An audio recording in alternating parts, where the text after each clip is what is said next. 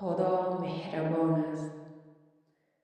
روزی حضرت موسی علیه السلام در کوه طور هنگام مناجات عرض کرد: ای پروردگار جهانیان. جواب آمد: لبیک. پس عرض کرد: ای خدای اطاعت کنندگان. جواب آمد: لبیک. پس عرض کرد: ای پروردگار گناهکاران.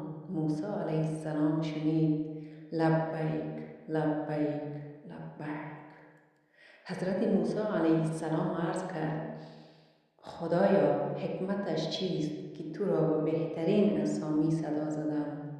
یک بار جواب دادی، اما تا گفتم خدای گناهکاران 3 مرتبه جواب دادی.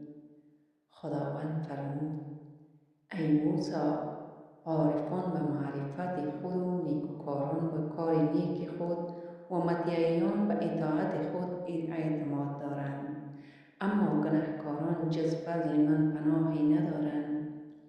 اگر من هم آنها را از درگاه خود ناامید کنم، به درگاه چه کسی پناهنده شوند؟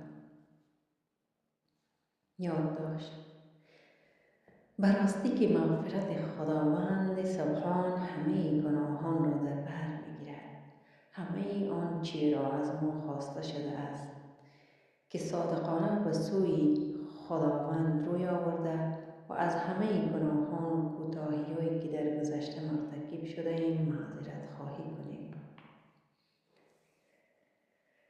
در درگه ما دل را یک دله کن، آنچه غیر از ماست آن را گله کن. یکسا و اخلاص بیاور در ما، گر کار تو بر نیامد آنگه گله کن. به جستجوی دوستی با خدا باش، نه از روی ذهن بلکه از اعماق قلب. قلبت را تهی ساز برای معبودی مهربان. خواهید خداوند چگونه آن را با عشق الهیش لبریز خواهد کرد. قلبت را فقط برای او نگه دار، مگذار به جای دیگر رود. قلب‌های ما سرگردان است و در پی چیزهای مختلف. قلب‌ها زمانی که خداوند در آنها قرار گرفت آرام می‌گیرند. خداوند بلند مرتبه در کتاب مقدس مسلمانان این چنین می‌فرماید: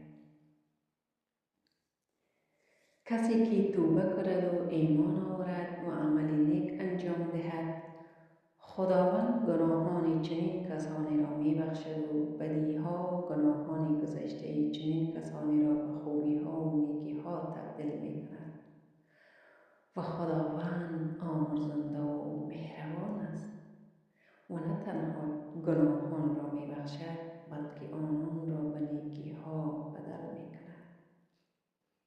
سوره فرقان آیه 7.